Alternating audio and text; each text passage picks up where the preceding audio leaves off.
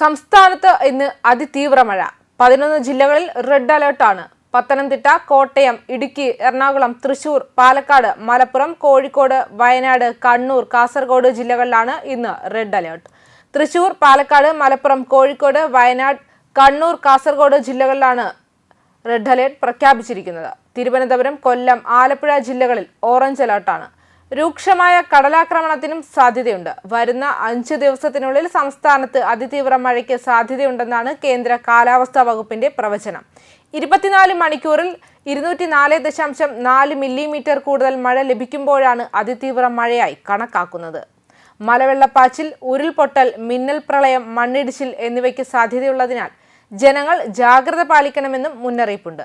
കനത്ത മഴയ്ക്ക് സാധ്യതയുള്ളതിനാൽ പത്തനംതിട്ട, കോട്ടയം, ഇടുക്കി, എറണാകുളം, തൃശൂർ, മലപ്പുറം, കോഴിക്കോട്, കണ്ണൂർ, കാസർഗോഡ് ജില്ലകളിലെ പ്രൊഫഷണൽ കോളേജുകൾ ഉൾപ്പെടെയുള്ള എല്ലാ വിദ്യാഭ്യാസ സ്ഥാപനങ്ങൾക്കും ഇന്ന് അവധി പ്രഖ്യാപിച്ചിട്ടുണ്ട്.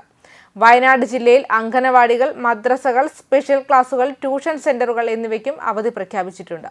കൊച്ചി ശാസ്ത്ര സാങ്കേതിക സർവകലാശാല നടത്താനിരുന്ന മുഴുവൻ UG, PG പരീക്ഷകളും മാറ്റി.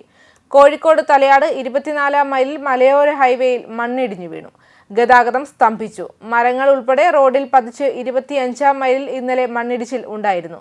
ഇന്നലെ മാത്രം മഴക്കെടുതിയിൽ 6 പേരാണ് മരിച്ചത്. താമരശ്ശേരി കൊടഞ്ചേരിയിൽ തോട്ടിൽ കുളിക്കുന്നതിനിടെ വൈദ്യുതി കമ്പിയിൽ നിന്ന് ഷോക്കേറ്റ് സഹോദരങ്ങളായ നിധിൻ വിജു, ഐവിൻ വിജു എന്നിവർ മരണപ്പെട്ടു. കോഴിക്കോട് കുണ്ടായി തോടിൽ ഓവുചാലിൽ വീണ് ഓഫ് സൈറ്റ് പ്രിന്റിംഗ് ജീവനക്കാരൻ ചെന്നൈ സ്വദേശി വിഘ്നേശ്വരനും വല്യാപ്പള്ളിയിൽ തെങ്ങ് കടപുഴകി സ്കൂട്ടർ യാത്രക്കാരൻ പവിത്രനും മരിച്ചു.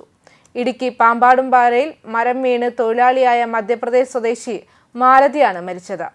മലപ്പുറം വള്ളിക്കുന്ന് പൊട്ടിവീണ വൈദ്യുത കമ്പിയിൽ നിന്ന് ഷോക്കേറ്റ് പത്രവിതരണത്തിന് പോയ വിദ്യാർത്ഥി ചെട്ടിപ്പടി സ്വദേശി വാഗയിൽ ഷിനോജിന്റെ മകൻ ശ്രീരാജ് മരിച്ചു. തിരുവനന്തപുരം, കോഴിക്കോട് ജില്ലകളിലായി 3 ദുരിതാശ്വാസ ക്യാമ്പുകൾ തുറന്നു. തിരുവനന്തപുരത്ത് 2ഉം കോഴിക്കോട് 1ഉമാണ് തുറന്നത്. 3 ക്യാമ്പുകളിലുമായി 47 കുടുംബങ്ങളാണ് താമസിക്കുന്നത്. കഴിഞ്ഞ വർഷം ഉരുൾപൊട്ടിയ വടകര, വിലങ്ങാട്, മഞ്ഞച്ചീലിയിലെ 19 കുടുംബങ്ങളും ഇതിൽപ്പെടും. വിവിധ ജില്ലകളിലായി 10ലേറെ വീടുകൾ മരം വീണ് തകർന്നു. ആലപ്പുഴ, തൃക്കുന്നപ്പുഴ അടക്കം പലയിടത്തും കടൽക്ഷോഭം രൂക്ഷമായി. തൃശൂർ, അരിമ്പൂർ കോൾപ്പാട ശേഖരണത്തിനുണ്ടായ മിന്നൽ ചുഴലിയിൽ സമീപത്തെ പമ്പ് ഹൗസ് തകർന്നു. ചെറുതുരുത്തിയിൽ ഓടുന്ന ട്രെയിനിന് മുകളിൽ മരം വീണു. ജാംനഗറിൽ നിന്ന് തിരുവനന്തപുരത്തേക്ക് പോവുകയായിരുന്ന ട്രെയിനിന് മുകളിലേക്കാണ് ഇന്നലെ രാവിലെ മരക്കൊമ്പ് ഒടിഞ്ഞു വീണത്. ഇടുക്കി മലങ്കര അണക്കെട്ടിന്റെ ഷട്ടറുകൾ മുന്നറിയിപ്പില്ലാതെ തുറന്നു. ഭൂതത്താൻകെട്ട് ഡാമിന്റെ 4 ഷട്ടറുകളും തുറന്നു. പെരിയാറിന്റെ തീരത്തുള്ളവർക്ക് ജാഗ്രതാ നിർദ്ദേശം നൽകി. പലയിടത്തും വീടുകളിലും കൃഷിയിടങ്ങളിലും വെള്ളം കയറി. ദേശീയപാതാ നിർമ്മാണം പുരോഗമിക്കുന്ന പലയിടങ്ങളിലും വിള്ളലുകൾ രൂപപ്പെട്ടു. ആശങ്കകൾക്കിടയാക്കി.